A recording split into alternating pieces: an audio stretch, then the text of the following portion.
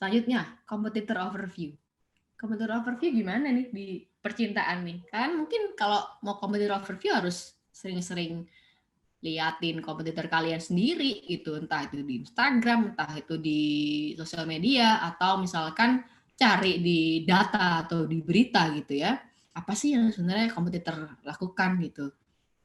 Dan itu mau nggak mau harus kalian lakukan supaya kalian tahu perbedaan dengan brand kalian, perbedaan dengan diri kalian kalau kalian mau jadi influencer gitu. Nah, di case-nya Johnny, kompetitor overview-nya slow dating trend has arise gitu ya.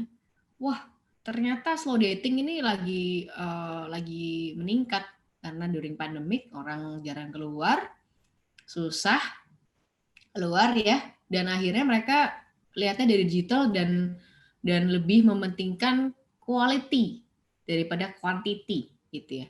Nah, itu tuh. Cara kalian melihat kompetitor tuh pun juga harus jeli ya. Nggak bisa cuma sekadar oh kompetitor jual A, yaudah gue jual B gitu. Nah, kan harus baca tuh, oh cara dia berjualan itu seperti apa, cara dia ngomong, even cara dia ngomong ya, semua tuh kalian lihat, oh cara dia ngomong itu lebih luas ya, gitu. Oh cara dia ngomong itu lebih profesional caranya. Nah itu masing-masing kan membuat satu persona yang beda ya. Nah persona itu kalian harus lihat tuh muter ya, 360. Dari ngomongnya, dari warnanya, dari postingnya tuh dia kapan. Misalnya, oh dia postingnya jam 11 malam ke atas gitu. Karena saat itu mungkin yang bagi brand ibu-ibu itu saat-saat ibu lagi santai. Nah, kalian bisa lihat sedetail itu ya cara melihat kompetitor. Terus, oh warna yang dia pakai itu putih semua gitu.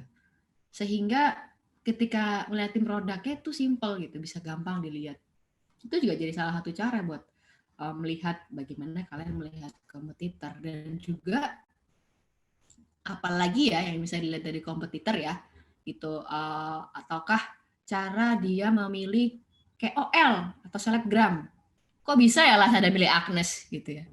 Kok bisa ya Lazada nggak milih Tukul kayak Shopee? Nah, itu kan udah beda ya. Cara Shopee dan Lazada berpikir dari segi KOL-nya pun berbeda. Dan akhirnya target marketnya pun menyesuaikan.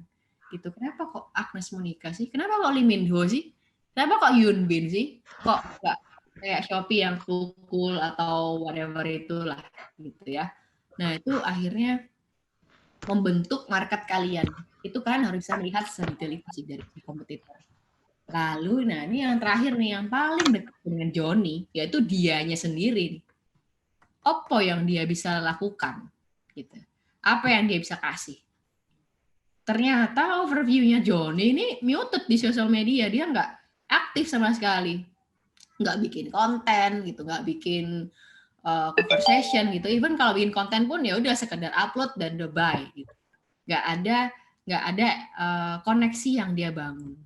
Gitu. Dan akhirnya follower yang dia ikutin akhirnya ya udah selewat aja gitu kan, akhirnya terlewatkan, dia yang terlewatkan nih si Johnny. Lalu gimana ya cara kita melihat? Nah, kalian juga harus bisa pintar-pintar nih ngulik dari apa yang kalian tawarkan. Misalnya mau jualan, aku sempat lihat sih jualan misalnya casing gitu ya, kalau nggak salah namanya Stoner Casing, hadir nggak di sini orangnya?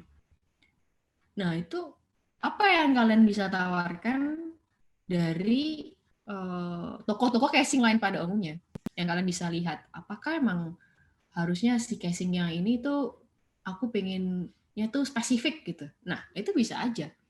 Jadi kalian harus paham dengan diri kalian sendiri, apa yang kalian mampu tawarkan gitu ya. Jangan sampai kalian udah promise-nya udah kegedean gitu ya, wah pokoknya heboh lah gitu, tapi kalian nggak bisa deliver. Nah itu juga jadinya backfire, jadinya akhirnya jelek di mata kalian sendiri, akhirnya memperjelek diri kalian sendiri. Sampai sini ada yang bingung nggak? Ada yang mau tanya nggak?